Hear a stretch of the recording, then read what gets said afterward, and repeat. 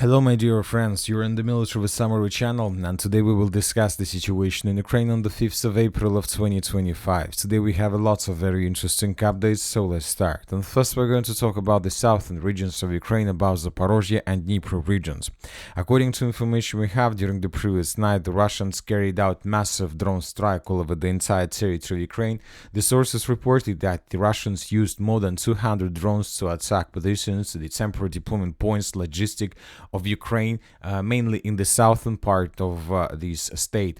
In this video, for example, we can see how a civilian was filming the situation in his own city, the city of Kryvyi Rih, and during this video he was counting the number of explosions and the number of drones that attack his town. And according to him, he managed to calculate more than 15 explosions just during this small part of the night between the 4th and the 5th of April of 2025.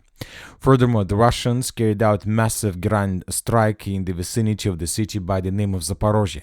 When talking about this situation, the Russians were trying to destroy as many as possible warehouses, ammo depots that Ukrainians wanted or were planning to use to support their forces in the Orekhov direction, where the Russians intensified their offensive operations. Let's discuss these offensive operations in details. I'll remind you that during the previous video we talked that the Russians have redeployed one of the most powerful and most experienced FPV drone operator squads, and currently the Russians established complete control over the territory between the village of Kamensk and the city of Orekhov. In this video we can see the significant number of episodes how the Russians were attacking FPV droning the Ukraine vehicles equipment in the Zaporizhzhia direction. Currently we have no doubts that the Russians are tasked to improve their positions in this area, and most likely the settlements like Kamensk and the city of Orekhov are the primary targets for the armed force of the Russian Federation. So furthermore, according to information we have, and pro-Ukrainian sources confirm that the Russians managed to improve their positions in the village of Maly Sherbaki. We haven't adjusted anything in this area because according to pro-Russian resources and according to different geolocations, both villages of Sherbaki and Maly Sherbaki were taken by the Russians a long time ago. Very interesting details and very interesting videos are coming from the city of Orekhov itself. In this video we can see how the Russians were attacking and FPV droning the positions of the armed forces of Ukraine on the outskirts of the city of Orekhov and inside of the city itself. So when talking about strikes, just a regular video, nothing special. The Russians were using drones to attack Ukrainian positions and nothing more. But the thing is that since probably for the previous year or even more, we haven't received anything from this area when talking about FPV drone attacks deep inside of the city itself. So correct me if I'm wrong, but it seems that for the first time for probably a year, maybe a bit less or something like this, the Russians have begun using drones inside of the city of Orekhov itself. So basically the Russians established complete FPV drone control over the city, and now they try to destroy as many as possible Ukrainian positions. And furthermore, the Russians are trying to destroy Ukrainian vehicles and Ukrainian logistics that Ukrainians used to supply and support their contingent on the territory of this settlement, which is another proof, another evidence that the Russians are planning to take under control this entire territory. So summarizing everything, and when talking about the area of Russian activities, we can make a conclusion that the Russians are tasked to establish complete control over everything that is located inside of this red line. We're talking about the settlements like Plavny, Kamensk, we're talking about Novoandreevka, Orekhov, Preobrazhenka, Novodanilovka, Malotokmachka, and Belogoria. And if the Russians are able to establish complete control over this territory and to force the Ukrainians to fall back, this is going to be the beginning of a huge disaster for the armed forces of Ukraine on the entire Zaporizhzhia direction and for the city of Zaporizhzhia itself. Maybe this is exactly what the Russians were talking about their greatest offensive operation, and this is exactly the way where the Russians are planning to carry this offensive operation out.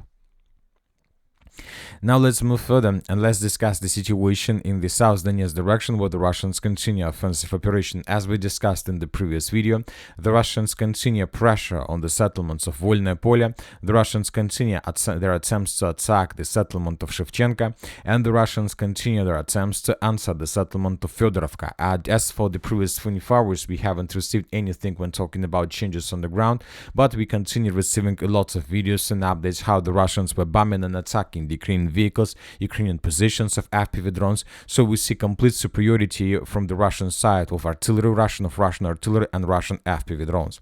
Furthermore, the Russians continue offensive operation on the Bogatyr direction, but when talking about this area during the previous 24 hours, we received lots of videos how the Ukrainians were trying to evacuate their personnel and to move towards the village of Bogatyr. The Russians controlled the entire situation. As we discussed in the previous video, they established complete FPV drone control over this territory, and everything that was trying to escape the encirclement and the poor positions in the vicinity of Constantinople and Rozhdev was destroyed by the Russians as a result of FPV drone strike. So we see that the front line is moving towards the settlement of Bogatyr, and most likely during the next week the first clashes and first attempts from the Russian side to attack the village itself is going to take place. Now let's move further and let's discuss the situation on the line between the city of Toretsk and the city of Chasiv Yar. As you can see, during the previous 24 hours, we got dozens of icons from this area, which means that the Russians attack Ukrainians significantly using all types of weapon and all types of calibers they have.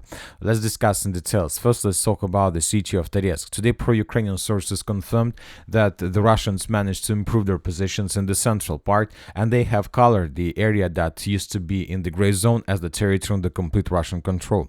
When comparing the mapper between different mappers, you're gonna see that most of the mappers show the city of Toretsk either under complete Russian control or either under complete Russian control and with several contested areas in the gray zone. According to most of the mappers, the Ukrainians have no positions in this city, and most likely the Ukrainians have already lost control over this territory, but the Russians still have a lots of job to do to secure this territory completely before the beginning of another wave of offensive operations towards the city of Constantinople.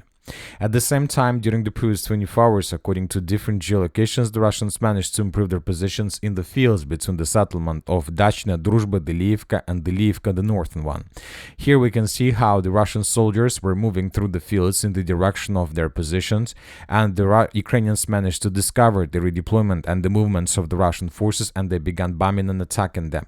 This episode took place exactly in this point in the fields, and based on this video we have adjusted this map.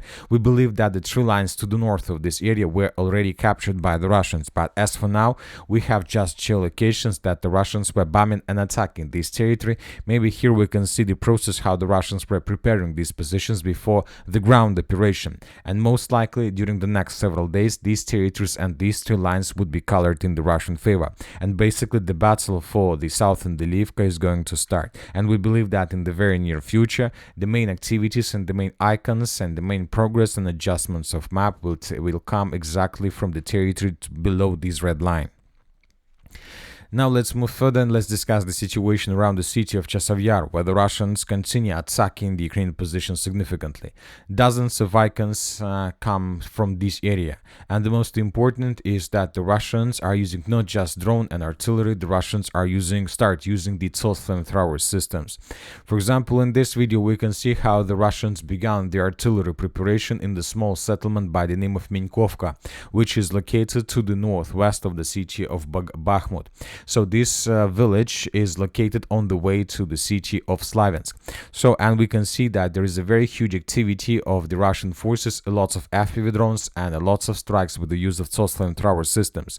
All these things tell us just one thing, that either the Russians are planning to begin offensive operation in this area and currently are trying to reduce till ruins the first defense belt, either the Ukrainians are concentrating their forces with the purpose to counterattack the Russian positions. And I'll remind you that during the previous days we got lots of reports that Ukrainians are trying to concentrate forces here, but once again currently it's very difficult to understand, either the Russians are planning to attack or the Ukrainians.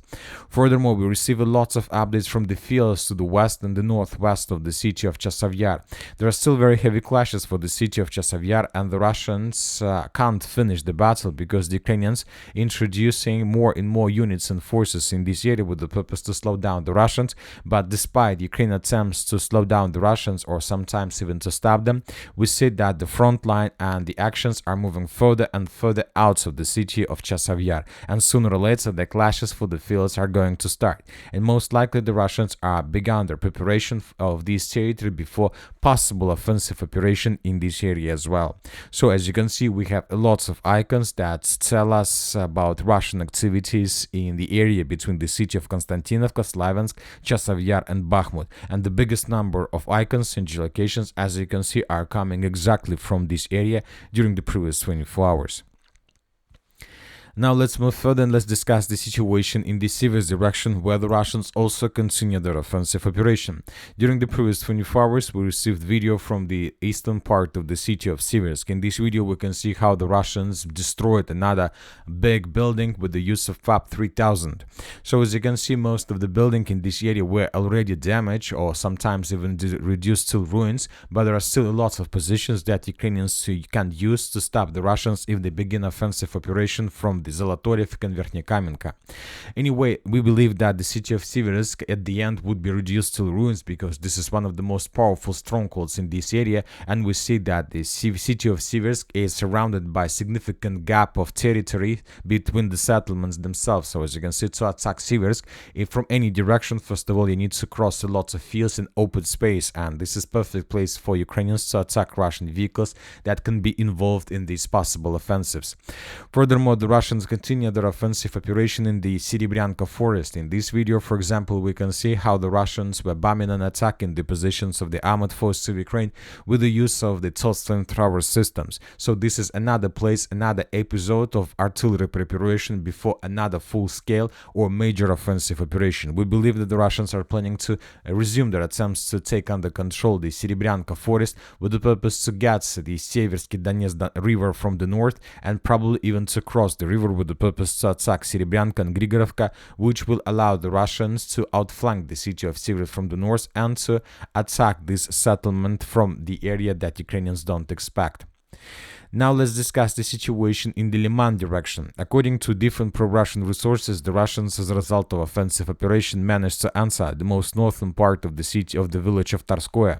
So the clashes are currently taking place for the northern outskirts, but the situation for the Ukrainians is very difficult, because the Russians in this area established complete control over the main supply lines. I'll remind you the video that we got on the 1st of April of 2025.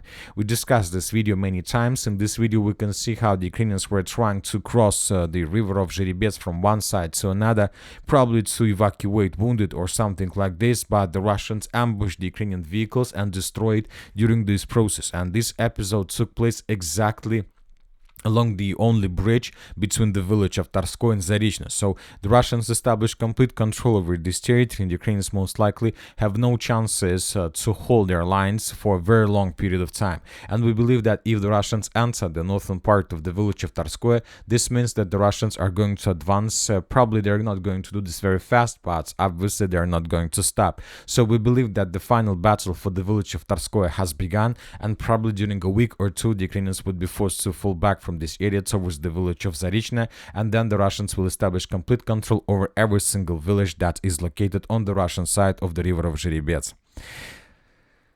Now let's move further and let's discuss the situation in the northern Kupiansk direction. We received lots of very important updates, and telling the truth, summarizing everything that we received during the previous 24 hours from this direction, we can make a conclusion that the front line, the river of Oskol, that the Kupiansk defense collapses and without any chances to improve the situation.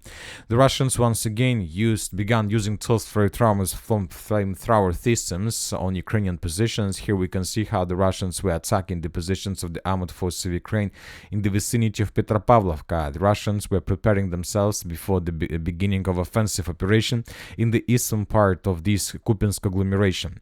Very important updates are coming from the line between Kondrashovka, Malashapkovka and Gusovka. As you can see, we have three icons in this area.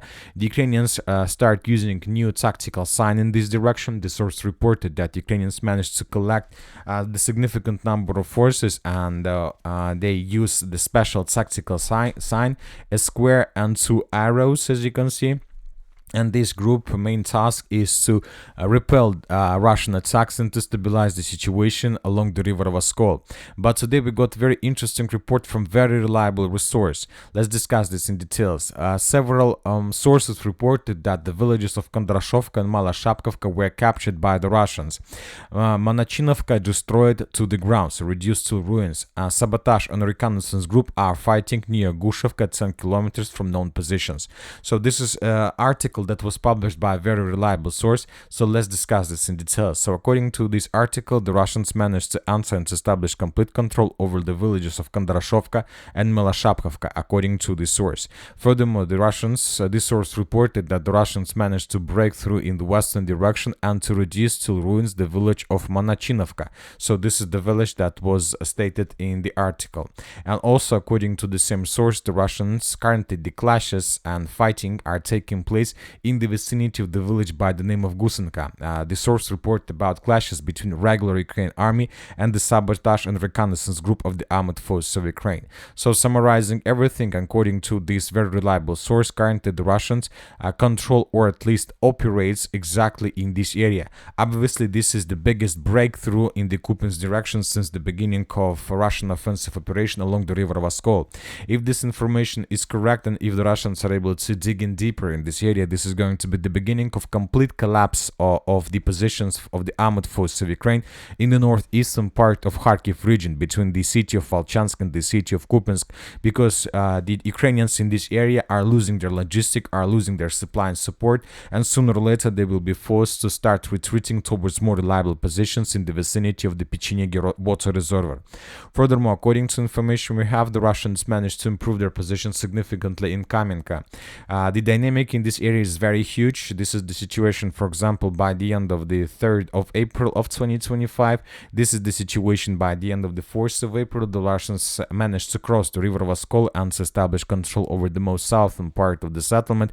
We have proofs that confirm this, and by the end of the 5th of April we got additional geolocations that confirm additional progress on the ground. In this video, for example, we can see how the Ukrainians were attacking the positions of the armed forces of the Russian Federation in the central part of the village of Kamenka, and in this video we can see how the Ukrainians were withdrawing the Russians on the western part, southwestern part of the same village. Based on these two videos we have adjusted the map, and we can see that currently the Russians control up to 25% of the village of Kamenka and the Russians continue offensive.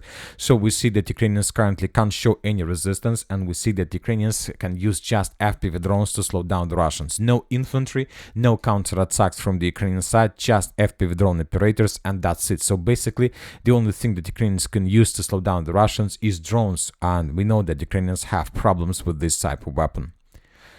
Now let's move further in the northern direction. From this area we also received lots of updates, and first let's talk about Belgorod direction. As you can see, we continue receiving lots of updates that the Russians bomb and attack the positions of the armed forces of Ukraine on the territory of the village of Demidovka, which confirms that Ukrainians have strong control over this territory and that Ukrainians are not planning to fall back from this area. The Russians will be forced to pay significant price to restore control over the villages along the border.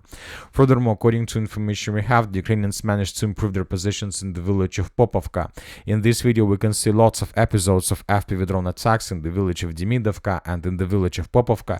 So this, for example, the moment when the Russians attack with FPV drone Ukrainian positions in the most western part of village of Popovka. This video proves the presence of the armed forces of Ukraine on this territory.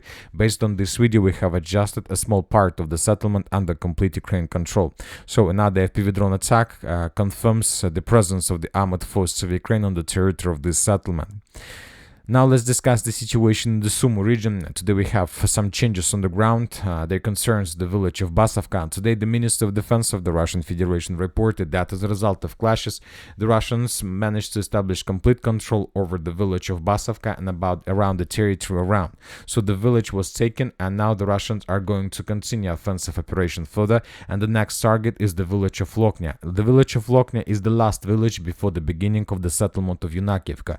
With control over the village of Yunakivka, the Russians will be able to establish a very powerful stronghold, very powerful foothold in the northern part of the Sumy region.